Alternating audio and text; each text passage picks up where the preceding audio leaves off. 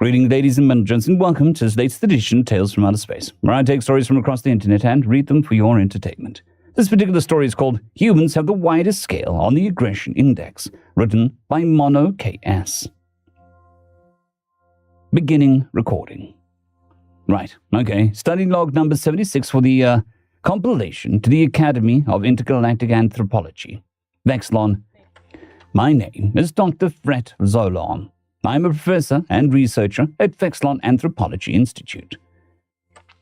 The purpose of this recording is to provide new information and insight to any future listeners regarding the species of our galaxy. Today, it concerns about the humans. The humans, as we all know, are a newcomer to the Intergalactic Council. They were the latest to discover FTL travel, and as such, the Council welcomed them with open arms in the hopes of newfound cooperation. The humans are a strange bunch. They're a mid-sized species, able to handle mid-range temperatures, and had mid-level strength. I think the humans are not too remarkable, which makes them memorable ironically enough. Their biological build allows them to adapt to most planets, unlike the extremophiles of the other species. They're a jack of all trades, as they would say. Right now, though, the topic is about their war culture. It took some debating, but the humans were designated into the warrior species catalog, which, as we know, is only reserved for the strongest, most aggressive species in the galaxy. It is strange, I admit, and even I had qualms of giving the humans this designation, but this recording will discuss exactly that. To anyone who may not know, especially the freshmen, various species of the galaxy are designated onto a scale, numbered 0 to 100. The aggression index is meant to determine the, aggression of a certain species. The infamous and now extinct Herlians scaled 90 to 95 on the scale. They didn't conquer half the galaxy for no reason after all. And the Vermians scaled 6 to 8 on the scale, which, as we know, is the reason why they made popular companions. The humans, I wasn't joking when I said that it took some time to assess where the humans were placed at. It's hard to explain. These humans, they have this concept called rules of war. When the Council heard of it, they found it amusing but sensible. But the fact that they specified prohibiting targeting of civilians, limiting unnecessary suffering, ensure that sick and wounded receive care, it made us think what led to humans even needing these rules in the first place. Such practices were unthinkable to even do. We did a deep dive into their history, and we deduced that the humans frequently get into war with each other. Such a thing would be considered animalistic in our standards. And yet, throughout the history of humans, they fought war after war, and the horrors that they inflict onto each other, it makes the spines on my back shiver. One such horror was a war they called World War II. This incident, called the Assault of Nanking, when the humans on an island called Japan invaded another nation called China, and, the horrors that were described in that event, it was too much even by Herlian standards. Killing infants as if it's a game, it's just, I couldn't possibly imagine it. And worse still, it's not the last time humans cause such atrocities. As it turns out, in each war, many human soldiers tend to commit the worst crimes I could think of. There's just this, it's almost like they have this deep, dark urge to assault, pillage, and destroy whenever they can, because outside of war, the humans act normal. Hell, not even during war do some humans commit atrocities. On their popular culture is a genre called true crime, and it details certain infamous criminals in their history, individuals such as Jack the Ripper or Ted Bundy. Humans watch these documentaries detailing their absolutely disgusting crimes of murder, and they enjoy it as if it was nothing. Yet, they work, they sleep, they mate like normal. To us, war is only necessary when it is to protect our planet. To the humans, they kill and genocide each other in the name of local superiority, despite being in the same planet, or even the same continental landmass. And their wars, their crimes, it's just gruesome. Yet, somehow, the humans are one of the most diplomatic and empathetic species in the galaxy as well. You see, I went on a visit to a certain city on Earth. A city called, what was it? Yes, Boston. This was after we had a quick study of their history. I was expecting a barbaric civilization where murder was the norm. And yet, when we went there, we see mothers caring for their children, elder humans taking care of pets, even strangers assisting each other. We thought maybe it was a false propaganda, but it was true. These humans are one of the most empathetic and sympathetic species in the galaxy. Whenever a natural disaster hits, hordes of humans would come together to help and rebuild. When a human dies, they congregate into funerals and comfort each other. They look out for each other, care for each other in so many ways that most species of the galaxy wouldn't. We mind our business. The humans help each other. They tenderly carry non-humanoid creatures as pets, talking to them as if they're babies. Families go on a tradition called holidays, where they enjoy each other's company. Human students assist each other in studying and bound together despite the academic environment, which would be considered unnecessary.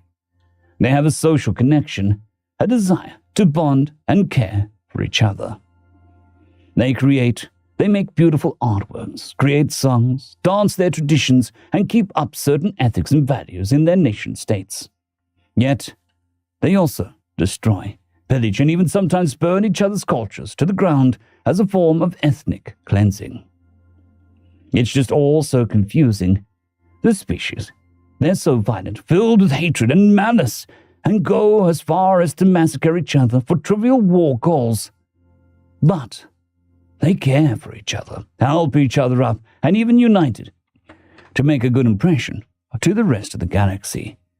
But we know better. They're savages, and yet diplomatic. Their abilities to engage in the most heinous of war crimes puts them at a 92 on the scale, and yet their peaceful communities, culture, and joy also places them at 14 on the scale. Speaking out loud now, we have to reassess the human space on the scale once more. I suppose I'll give them more updates. It's quite funny. The humans are in the middle range when it comes to the strength and technology, and yet their psychology seems to be the widest scale of the galaxy. Strange. End recording. Story number 2. What the hell is a computer virus? Written by Zazel Oren. Send the message, Bridge Commander. Right away, ma'am. We've done it. We have found another civilization. This one looks even more backwards than the others we have conquered. And they're so gullible, too.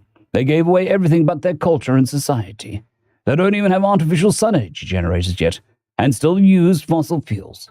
Truly, this will be our easiest conquest yet. Ma'am, I have the message open. What do you want to send? Oh, just send the usual. We come to take you over. Don't even try to fight us, blah, blah, blah. We'll bombard you from orbit, blah, blah. We have energy shields, blah, blah. We're uplifters. You know, the usual junk. Yes, ma'am. Flight Commander, how long will it take to get there? Let's see. There seems to be a bit of a nebula problem, and considering the possibility of rogue asteroids, honestly, I'd say it'll take about 3 months. That's fast. Faster than our other conquest, at least.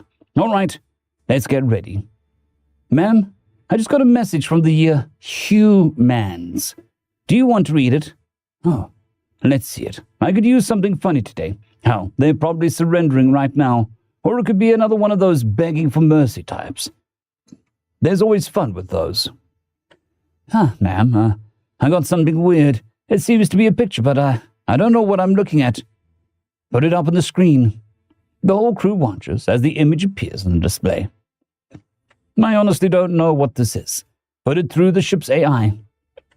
I'm ready on it, ma'am. A couple seconds passed. That's weird. It should be instantaneous. Oh, here it goes. All right, it's Oh, gross. What is it? Spit it out. Ma'am, it seems to be a human male genitalia. Ugh. It's what I would expect from primitive species. It doesn't matter. We'll conquer them and teach them manners afterwards. All right, everybody prepare. We'll be there in a couple of months. Yes, ma'am. Month 1. How's the course looking, Navigator? Everything's looking okay, Captain. Captain, we're receiving a feed from the human planet. Apparently they're fighting amongst themselves. They're even stupider than we thought. Someone bring me a nice cold beverage. I want to enjoy this. Yes, ma'am. Do you even think that we need to fight then? After all, they're doing the work for us. Well, we'd still need to wait and see, Captain. A species stupid enough to fight itself when an invader is coming is prone to even more idiocy. Huh. I guess we'll have to wait and see. Speaking of waiting, where is that beverage? Oh, sorry, ma'am. Something is wrong with the food synthesizer. It synthesized some waste product instead. What is this? Some sort of joke? Ugh. We just had it looked at. See if you can get that fixed. Yes, ma'am. Month 2. Captain, it looks like the humans have stopped their war. It seems they're united under one flag. Well, that is surprising, but it doesn't matter. In fact, it'll make it all the easier to conquer. I'm going to take a bath. I'm sorry, Captain, but it looks like there's something wrong with the water. It's shifting between hot and cold randomly, and sometimes there was waste product in the water. The technicians are already trying to repair it. Oof. Are you kidding me? First the food synthesizers and now this. Alert me when it's working. I'm heading to my quarters. Yes, ma'am. Month 3. We've arrived at the planet. Somebody contact the captain. I'm here. Oh, stupid dolls. I thought I told the technicians to fix this already. Sorry, Captain. They were still trying to keep the food and water synthesizers operational. Whatever. What's going on with the planet?